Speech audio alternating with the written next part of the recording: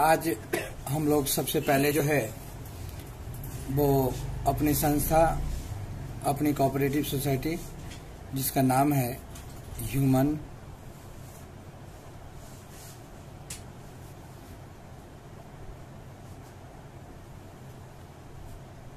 Welfare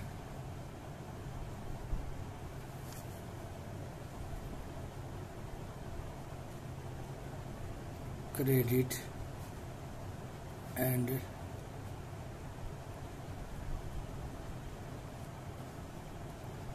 thrift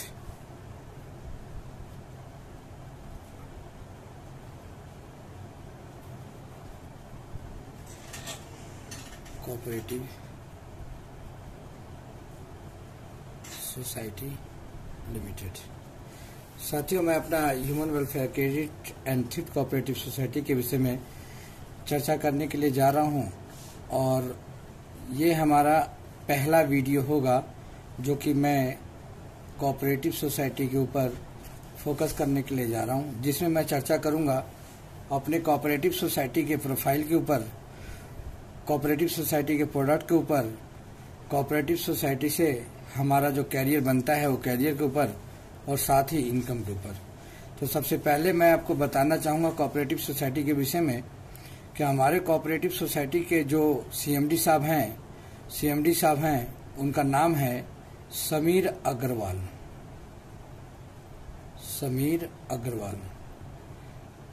साथियों, समीर अग्रवाल साहब जो हैं वो ऑलरेडी गुजरात से बिलोंग करते हैं।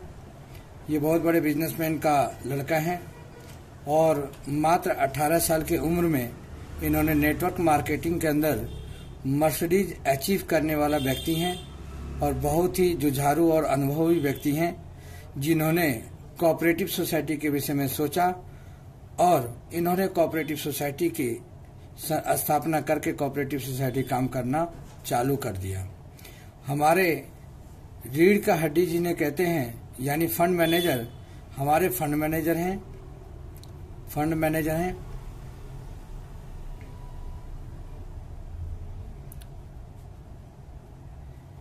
Mister R K. सेठी साहब। साथियों, डॉक्टर आर.के. सेठी विषय में कहा जाता है कि ऑलरेडी ये भारतीय जीवन बीमा का एक अहम ये कहा जा सकता है कि भारतीय जीवन बीमा के माध्यम से इनको गोल्ड मेडल से नवाजा गया है और साथ ही साथ ये जो भी LIC के क्षेत्र में जो भी MDRT करते हैं उनको ऑलरेडी ट्रेनिंग देने का काम करते हैं। साथ ही साथ ऑलरेडी एशिया महादेश का जो फंड मैनेजरों की जो समिति होती है उस समिति के ये सेक्रेटरी रह चुके हैं और यूनाइटेड स्टेट अमेरिका से भी इनको सम्मानित किया गया है और हिंदुस्तान की बड़ी बड़ी कंपनियां इनका क्लाइंट है। यानी एक ऐसा व्यक्ति जो कि अपने कर्म क्षेत्र से फाइनेंस फंड मैनेजर के तौर पर आज एक सफल फंड मैनेजर के तौर में आज human welfare credit cooperative society का फंड मैनेजमेंट का पूरा काम हमारे डॉक्टर आर.के. सेठी साहब देखने का काम कर रहे हैं। साथ में हमारा जो ये कह सकते हैं ब्रांड एम्बेसडर ऑलरेडी सीने जगत का स्टार श्री तड़पड़े जी, मिस्टर तड़पड़े जी हैं जो कि ऑलरेडी कई पिक्चरों में उनका रोल रहा है। मिस्टर तड़पड़े जिनका पूरा नाम है श्रेयस तड़पड़े जो कि कई फिल्मों में जो है उनका रोल रहा है, जो हमारे मंच पर भी आकर करके वो ऑलरेडी कोऑपरेटिव सोसाइटी के विषय में बात करते हैं और इस कोऑपरेटिव सोसाइटी का प्रचार प्रसार करते हैं। तो साथियों, ये 3 व्यक्ति हैं जो कि हमारे कोऑपरेटिव सोसाइटी का कर्ता धर्ता है और हम लोग इन्हीं के ऊपर विश्वास करके अपने कोऑपरेटिव सोसाइटी के माध्यम से एक बेहतरीन कैरियर को लेने का और अपने सपने को साकार करने का सपना देखते हैं। साथियों, अब मैं चर्चा करूंगा, चूंकि देखा क्या जाता है कि जब भी कई कंपनियां हिंदुस्तान में आकर करके लोगों को झूठे सपने दिखा करके लोगों से पैसा लेकर करके वो हिंदुस्तान से कंपनियां बंद हो जाती हैं और हमारे लोगों को काफी आर्थिक क्षति होता है। साथियों, मैं human welfare credit cooperative society के विषय में, मैं इसकी लीगलिटी के विषय में थोड़ा सा चर्चा करना चाहूंगा। क्योंकि हम लोग जानते हैं कि हिंदुस्तान के अंदर जो भी काम होता है वो काम इंडिया गवर्नमेंट यानी भारत सरकार के द्वारा काम दिखाया जाता है, भारत सरकार का माना जाता है, भारत सरकार का माना जाता है। यानी ये हिंदुस्तान पूरा बाजार भारत सरकार का है। भारत सरकार पूरे हिंदुस्तान को एक नेटवर्क के माध्यम से कंट्रोल करती है, जिसमें कि हम देखते हैं रेलवे का काम रेलवे मंत्रालय, हेल्थ का काम हेल्थ मंत्रालय। इसी तरह से भारत सरकार का 2 मंत्रालय जो कि बहुत ही प्रमुख है, और वो पहला मंत्रालय है जिसको हम लोग फाइनेंस मिनिस्ट्री कहते हैं, और दूसरा मंत्रालय है जिसको हम लोग एग्रीकल्चर मिनिस्ट्री कहते हैं। साथियों, मैं थोड़ा सा चर्चा करना चाहूंगा फाइनेंस मिनिस्ट्री का, क्योंकि मैंने पहले बताया कि गवर्नमेंट जो है, भारत सरकार जो पूरे हिंदुस्तान की अर्थव्यवस्था को जो कंट्रोल करती है, एक चैनल के द्वारा करती है, और उसी चैनल का मैं यहाँ पर चर्चा करना चाहूंगा। तो मैं बता रहा हूँ कि भारत सरकार का एक विभाग है, भारत सरकार के मंत्रालय, जिसको हम लोग फाइनेंस मिनिस्ट्री कहते हैं। फाइनेंस मिनिस्ट्री की जब चर्चा करते हैं तो यहाँ पर 3 सेक्टर का नाम आता है। सबसे पहला सेक्टर है जिसको हम लोग बैंक के तौर पर जानते हैं, जहाँ की हम लोग अपना पैसे को निवेश करते हैं, अपने पैसे को रखने का काम करते हैं सुरक्षा की दृष्टि को देखते हुए। इसी तरह से पहला सेक्टर हम बैंक का चर्चा करेंगे। दूसरा सेक्टर जो कि इंश्योरेंस है, हम लोग इंश्योरेंस के भी सेक्टर में रुपया पैसा डिपॉजिट करते हैं। और तीसरा सेक्टर साथियों शेयर बाजार है, जहाँ की हम लोग पैसा लगाने का काम करते हैं। यानी ये फाइनेंस मिनिस्ट्री का ये 3 स्रोत है जहाँ से कि पब्लिक पैसे डिपॉजिट करती है और यहाँ से गवर्नमेंट जो है पैसे कमाने का काम करती है। साथियों, हम चर्चा करेंगे सबसे पहले बैंकिंग सेक्टर का। बैंकिंग सेक्टर का जब हम चर्चा करते हैं तो आज के दौर में हिंदुस्तान के अंदर 2 प्रकार की बैंक काम कर रही है। पहला बैंक है जिसको हम लोग नेशनलाइज कहते हैं, और दूसरा बैंक है जिसको हम लोग प्राइवेटेशन कहते हैं। साथियों, ये सरकारी और ये प्राइवेट 2 तरह का बैंक हिंदुस्तान के अंदर काम करता है। लेकिन हम लोग को ये बात समझनी चाहिए कि इन दोनों तरह के बैंकों को रेगुलेट करने के लिए गवर्नमेंट ने ऑलरेडी एक रेगुलेशन बनाया, जिसको कि हम लोग RBI के नाम से जानते हैं, जिसका फुल फॉर्म होता है reserve bank of India. Reserve bank of India का सीधा संबंध जो है वो ऑलरेडी मिनिस्ट्री ऑफ फाइनेंस से होता है। साथियों, आज इन्हीं के ऊपर विश्वास करके हम लोग अपने बैंकों में अपने पैसे को रखने का काम करते हैं। दूसरा सेक्टर है जिसका चर्चा मैं करना चाहूंगा, वो है इंश्योरेंस सेक्टर। इंश्योरेंस सेक्टर भी हम लोगों को जानना चाहिए कि इंश्योरेंस 2 प्रकार का होता है, एक होता है LIC और दूसरा होता है GIC। LIC का फुल फॉर्म होता है, इंग्लिश में इसे लाइफ इंश्योरेंस कारपोरेशन कहते हैं, और GIC का फुल फॉर्म होता है जनरल इंश्योरेंस कारपोरेशन, और हिंदी में इसे कहते हैं जीवन बीमा निगम, और हिंदी में GIC को कहते हैं साधारण बीमा निगम। साथियों, मैं आपको बताना चाहूंगा कि LIC के सेक्टर में अपने हिंदुस्तान के अंदर LICI भारतीय जीवन बीमा निगम, जो कि 1956 ईस्वी से जीवन बीमा का काम स्वतंत्र तौर से कर रही थी, यानी अकेली एक कंपनी थी भारत सरकार की, जो कि हिंदुस्तान के लोगों को इंश्योरेंस करने का काम करती थी। जनरल इंश्योरेंस के सेक्टर में 4 सब्सिडियरी कंपनी थी, वो थी ओरिएंटल इंश्योरेंस, यूनाइटेड इंश्योरेंस और नेशनल इंश्योरेंस और न्यू इंडिया इंश्योरेंस।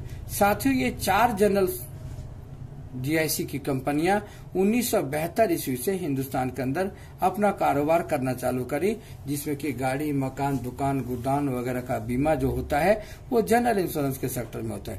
साथियों, हिंदुस्तान के इतने बड़े बाजार में इन 5 सरकारी बीमा कंपनियों का अपना एकाधिकार था, लेकिन भारत सरकार ने सन 2000 ईस्वी को इस सेक्टर में, इंश्योरेंस सेक्टर में भी प्राइवेटेशन किया, और यहाँ पर भी एक रेगुलेशन लाया गया, यहाँ पर भी एक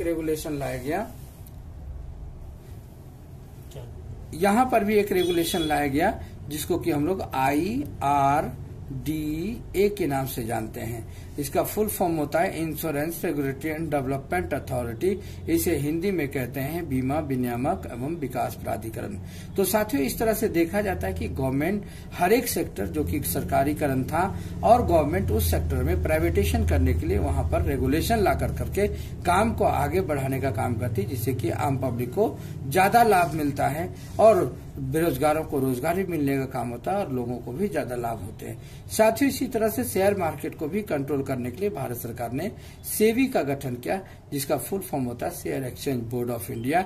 हिंदुस्तान के अंदर जितनी भी कंपनी शेयर मार्केट में पैसा लगाता है या शेयर मार्केट में अपना शेयर बेचने और खरीदने का काम करता है, वो ऑलरेडी सेबी के ही रेगुलेशन में सारा कंपनियां काम करती है।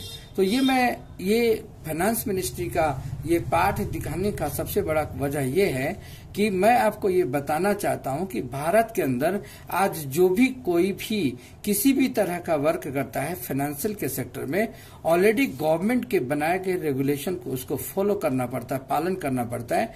अगर वो भारत सरकार के किसी भी रेगुलेशन में है तो भारत सरकार की तरफ से उस संस्था की गारंटी होती है जहां की आम पब्लिक को किसी भी तरह का लॉस का सामना नहीं करना पड़ता। इस तरह से हम लोग जो काम करते हैं, हम लोग मिनिस्ट्री ऑफ फाइनेंस सेक्टर का नहीं करते। हाँ, हम लोग जो काम करते हैं हम लोग मिनिस्ट्री ऑफ एग्रीकल्चर सेक्टर का करते हैं।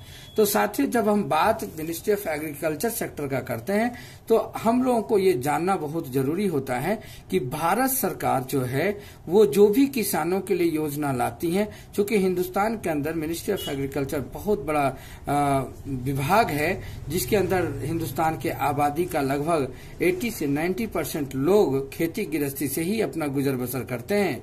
तो भारत सरकार ने इसके लिए अलग से मंत्रालय बना रखा है और जो भी योजना भारत सरकार किसानों के लिए बनाती है वो किसी न किसी एजेंसीज के द्वारा ही हमारे किसान भाई तक जाता है। इसका सबसे बड़ा एग्जाम्पल है आज के समय में गाँव के अंदर पैक्स का काम करना। जैसा कि हम लोग जानते हैं कि स्थानीय लोग ही चुन कर करके पैक्स का अध्यक्ष बनते हैं और जो भी भारत सरकार कृषि मंत्रालय के द्वारा जो भी किसानों की योजनाओं के माध्यम से जो भी लाभ पहुंचाना होता है वो पैक्स के माध्यम से, पैक्स अध्यक्ष के माध्यम से किसानों तक जाता है। और जो भी हमारे किसान भाई जो कि सस्ते दरों पर खाद लेते हैं, बीज लेते हैं और खेती करने के बाद जो भी फसल उनका होता है वो पैक्स में जाकर के बेचते हैं और सरकार के द्वारा निर्धारित किया गया मूल्य जो है उनके खाते में जाता है। तो साथियों, ये ताजा उदाहरण पैक्स का है। हम लोग जो काम कर रहे हैं हम लोग कोऑपरेटिव सोसाइटी का काम करते हैं। हम लोग कोऑपरेटिव सोसाइटी का काम करते हैं जो कि एक लिमिटेड संस्था होती है जिसको कि हिंदी में हम लोग इसको सहकारिता समिति भी कहते हैं, सहकारिता समिति भी कह सकते हैं। साथियों, ये सहकारिता समिति इसका हिस्ट्री बताता है कि सहकारिता समिति का काम, कोऑपरेटिव सोसाइटी का काम अंग्रेजों के जमाने से होता चला आ रहा है और आजादी के बाद भी बहुत सारे सहकारिता समिति छोटे लेवल पर, बड़े लेवल पर हिंदुस्तान के गांव-गांव में काम करने का काम करती है। साथियों, ये सहकारिता समिति है क्या? सबसे पहले हम लोगों को ये जानना बहुत जरूरी है कि सहकारिता समिति है क्या। जैसा कि इसका नाम हिंदी में सहकारिता समिति है, अंग्रेजी में कोऑपरेटिव सोसाइटी कहते हैं, इसका हम परिभाषित इस तरह से कर सकते हैं कि 10 लोगों के सहयोग से चलाए गए संस्था को ही सहकारिता समिति कहते हैं। साथियों, सहकारिता समिति के द्वारा भिन्न भिन्न तरह का काम किया जा सकता है। वो भारत सरकार ने उसके लिए अलग अलग गाइडलाइन दिया है जिसमें कि हम लोग 10 आदमी मिलकर के एक दूसरे के सहयोग से हम लोग किसी भी तरह के काम को अंजाम दे सकते हैं जो किसान हित में होता है। तो साथियों, जब हम सहकारिता समिति की चर्चा करते हैं तो हम देखते हैं कि हिंदुस्तान के अंदर सहकारिता समिति होते कितने प्रकार के हैं। तो मैं सबसे पहले आपको, चूंकि सहकारिता समिति का कारोबार करते हैं, सहकारिता समिति के विषय में हम लोगों के पास ज्ञान होना बहुत जरूरी होता है। तो साथियों, सहकारिता समिति जो है, जो सामने है, सहकारिता समिति 3 प्रकार का होता है। जो कि पहला जो सहकारिता समिति होता है वो हाउसिंग कोऑपरेटिव सोसाइटी के रूप में जाना जाता है, जो कि बहुत पहले से हिंदुस्तान के अंदर काम करती थी, जो कि जिसमें कि 10 लोग, कुछ सोसाइटी के मेंबर्स आपस में मेंबर बनकर करके सस्ते दरों पे जमीन खरीद करके और एक सोसाइटी का निर्माण करता था और वो सस्ते दरों पर आपस में वो उस सोसाइटी के अंदर जो है वो अपना परसेंटेज के हिसाब से उसका लाभ मेंबर्स लिया करते थे। इसको कहते हैं हाउसिंग कोऑपरेटिव सोसाइटी, जो कि आपको कई शहरों में भी हाउसिंग कोऑपरेटिव सोसाइटी के द्वारा बसाया गया कॉलोनी आपको मिल जाएगा हाउसिंग कोऑपरेटिव सोसाइटी के द्वारा बसाया गया पूरा टाउन आपको मिल जाएगा साथियों। इस तरह से दूसरा कोऑपरेटिव सोसाइटी का चर्चा करते हैं, जिसमें आता है milk cooperative society limited. Milk cooperative cooperative society का एक सबसे बड़ा उदाहरण हमारे पास में अमूल ब्रांड है, जो कि आज दूध घी दही का एक बहुत बड़ा ब्रांड है, जो कि उसके आपके यहाँ भी अगर दूध आता होगा तो उसके पैकेट पे आप देखेंगे उस पर लिखा हुआ मिलेगा अमूल मिल्क कोऑपरेटिव सोसाइटी के द्वारा रजिस्टर्ड, यानी हिंदुस्तान का पहला बड़ा कोऑपरेटिव सोसाइटी है दूध की दुनिया में, जो कि स्पेशल ऑलरेडी वो दूध का कारोबार करती है साथियों। इस तरह से हम देखते हैं कि एक तीसरा कोऑपरेटिव सोसाइटी है जिसका चर्चा हम लोग करते हैं, जिसमें हम लोग कहते हैं उसका नाम होता है credit and thrift cooperative society. Credit and thrift cooperative society साथियों, ये कोऑपरेटिव सोसाइटी भारत सरकार ने इस कोऑपरेटिव सोसाइटी के लिए स्पेशल गाइडलाइन दिया, क्योंकि किसान भाइयों को देखा क्या जाता था कि किसान भाइयों को जब खेती की जरूरत होती, जब खेत करने का समय आया करता था, तो वो बैंक में जब जाते थे कर्ज लेने के लिए, तो बैंक के टर्म एंड कंडीशन को देखते हुए उनके जूते घिस जाते थे, उनको समय पर लोन नहीं मिलता था और मजबूरी में उनको ऑलरेडी लोकल साहूकारों से ब्याज पर पैसा लेकर के खेती करना पड़ता था। अगर वो खेती में सफल नहीं हो पाए, यानी किसी तरह की आपदा हो गई और वो फसल नहीं उगा पाए, तो वो कर्जदार हो जाया करते थे और उनको फांसी लगा के मरना पड़ता था, या तो किसी भी तरह उनको अपनी जिंदगी को खत्म करना पड़ता था साथियों।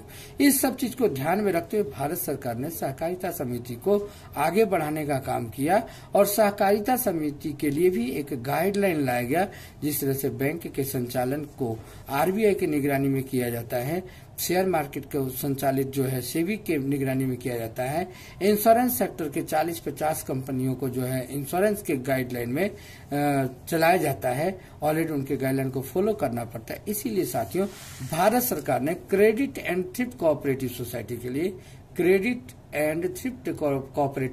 के लिए ऑलरेडी गाइडलाइन दिया, जिसकी चर्चा हम लोग अभी करेंगे।